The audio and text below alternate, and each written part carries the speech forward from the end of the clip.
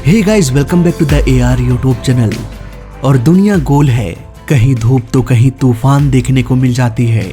ऐसे में अक्सर प्लेन उड़ते हुए कभी तूफान में घुसकर बादलों को चीरते हुए निकल जाते हैं, तो कभी पायलट जानलेवा तूफान को पहले ही समझकर अपना रास्ता ही बदल लेते हैं। ऐसे में ये सवाल आता है कि आखिर प्लेन में ऐसी कौन सी टेक्नोलॉजी होती है जो मौसम की सटीक जानकारी पहले ही पायलट को दे देती है। आखिर यह टेक्नोलॉजी काम कैसे करती है, आइए सब कुछ विस्तार से समझते हैं आज के इस वीडियो में। दोस्तों, सारे कमर्शियल प्लेन्स लगभग 800 से 900 किलोमीटर पर आवर के स्पीड में उड़ान भरता है। इतने तेज गति के कारण प्लेन को कई तरह के एटमॉस्फेरिक वेदर से होकर गुजरना पड़ता है।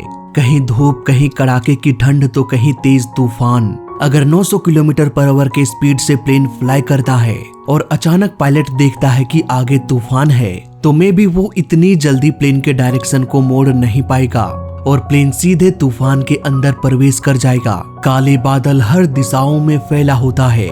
ऐसे में प्लेन को किस दिशा में ले जाना सेफ रहेगा, ये पता लगा पाना बहुत मुश्किल है। इसलिए प्लेन्स में एक ऐसी टेक्नोलॉजी की जरूरत थी जो समय से पहले ही पायलट को ये बता दे कि सैकड़ों किलोमीटर आगे तूफान है। साथ ही साथ इसकी भी जानकारी दे दे कि क्या ये प्लेन उस तूफान के अंदर से होकर फ्लाई कर सकता है या नहीं। और इस टेक्नोलॉजी का नाम है वेदर रडार। ये वेदर रडार बादलों की डिटेल्स बता सकता है कि कौन सा बादल कितना खतरनाक है। एयरपोर्ट के आसपास आपने गोल वेदर रडार टावर देखा होगा। ये रडार भी मौसम की जानकारी देता है, लेकिन इस रडार के सामने सबसे बड़ी प्रॉब्लम ये हो जाती है कि ये एक फिक्स लोकेशन पर होता है। ये रडार हिल डुल नहीं सकता। ऐसे में इस तरह के फिक्स वेदर रडार उतने सटीक तरीके से काम नहीं कर पाता। इसीलिए इस रडार के अलावा भी प्लेन के नोज में भी एक वेदर रडार फिट किया जाता है। प्लेन के नोज के अंदर अगर हम देखें तो हमें पता चलेगा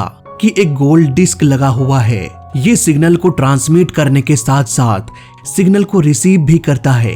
इसके अलावा ये 15 डिग्री ऊपर नीचे दाएं बाएं सभी दिशाओं में मुड़कर स्कैन भी कर सकता है, ताकि हर दिशाओं की सटीक मौसम की जानकारी पायलट तक पहुंचाया जा सके। इस काम को करने का प्रोसेस बिल्कुल सिंपल है। ये रडार इलेक्ट्रोमैग्नेटिक वेव आगे की ओर ट्रांसमिट करता है। ये वेव्स आसमान में तब तक ट्रेवल करते रहते हैं जब तक कि ये किसी ऑब्जेक्ट से ना टकरा जाए। अब देखो, आसमान में कोई पेड़ पौधा या बिल्डिंग तो रहेगा नहीं, रहेगा तो सिर्फ बादल। यानी कि ये इलेक्ट्रोमैग्नेटिक सिग्नल टकराएगा तो सिर्फ बादलों से। यहाँ पर यह भी कहना गलत होगा कि ये सिग्नल बादलों से टकराता है। नहीं, दरअसल यहाँ पर ये सिग्नल्स बादलों में मौजूद वाटर ड्रॉपलेट से टकराकर रिफ्लेक्ट होती है। अब आसमान में बादल भी बहुत तरह के होते हैं। कुछ बादल पतले यानी कि कम डेंस का होता है, वहीं कुछ बादल बहुत घने होते हैं। ऐसे में ये सिग्नल हर बादल के साथ अलग तरह से इंटरेक्ट करता है। जब ये सिग्नल कम डेंस वाले बादलों से टकराता है तो बहुत कम सिग्नल रिफ्लेक्ट होकर वापस प्लेन तक पहुंचता है और प्लेन का रिसीवर इसे रिसीव करके इसका डेटा कंप्यूटर को सेंड करता है। इसके बाद कंप्यूटर बता देता है कि ये बादल कोई तूफानी बादल नहीं है। वहीं जब ये सिग्नल किसी डेंस बादलों से टकराती है तो घने बादलों की वजह से अधिकांश सिग्नल रिफ्लेक्ट होकर वापस प्लेन तक पहुंच जाती है और कंप्यूटर को पता चल जाता है कि बादल बहुत घना है। इसके बाद समय रहते पायलट प्लेन की दिशा को बदल देता है।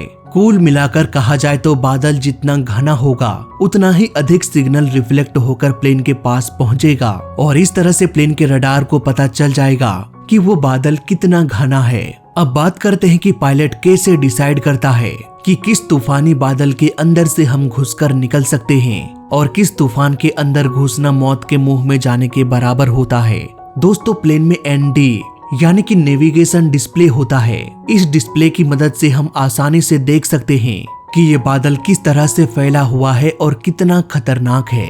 यहाँ पर डिस्प्ले में हम देख सकते हैं इस ग्रीन कलर के एरिया का मतलब होता है कि प्लेन से जो सिग्नल ट्रांसमिट हुआ वो बहुत कम मात्रा में रिफ्लेक्ट होकर वापस प्लेन तक पहुंचा।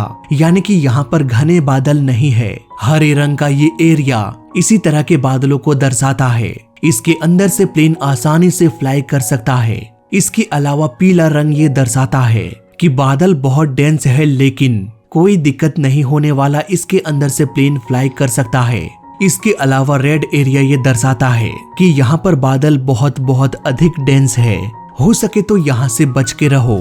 लेकिन सबसे खतरनाक बादल जो होता है वो मैजेंटा कलर का होता है। अगर ये नेविगेशन डिस्प्ले में दिखाई दे तो भाई वहां से दूर निकल लो, इसी में भलाई है। इस तरह के बादलों के अंदर तूफान, थंडर, टर्बुलेंस सब कुछ देखने को मिल जाएगा। तो इस तरह से वेदर रडार की मदद से नेविगेशन डिस्प्ले पायलट को पहले ही ये बता देता है कि आगे खतरा कहां और कितनी दूरी पर है। लेकिन इन तूफानों से बचने के लिए प्लेन ज्यादातर हाई एल्टीट्यूड में बादलों के ऊपर से उड़ना पसंद करते हैं। ऐसा करने से फ्यूल की भी बचत होती है। या फिर अगर प्लेन का एल्टीट्यूड कम हो तो प्लेन को उस दिशा से होकर ले जाया जाता है जिधर खतरा कम हो। इसलिए एयरपोर्ट में आपने अक्सर सुना होगा कि खराब मौसम की वजह से फ्लाइट डिले हो गई या फिर प्लेन को किसी और नजदीकी एयरपोर्ट में उतारा गया। सो आई होप अब आपको पूरा कॉन्सेप्ट समझ में आ गया होगा कि किस तरह से प्लेन को तूफानी बादलों से बचाया जाता है। लेकिन हर एक टेक्नोलॉजी में कुछ न कुछ खामी होती है। क्या हो अगर इस खामी की वजह से कोई प्लेन किसी तूफानी बादलों के अंदर घुस जाए? क्या करेगा पायलट इस तूफानी बादलों से बचकर सुरक्षित निकलने के लिए? इसके विषय में हम किसी और वीडियो में बात करेंगे। फिलहाल वीडियो अच्छा लगा तो लाइक कर देना, बुरा लगा तो डिसलाइक कर देना, और दोनों ही केस में इस चैनल को सब्सक्राइब कर देना, क्योंकि इस चैनल में सीखने के लिए बहुत कुछ है। तो मैं मिलता हूँ आपसे अगली वीडियो में, तब तक के लिए देखते रहिए और सीखते रहिए। जय हिंद, वंदे मातरम।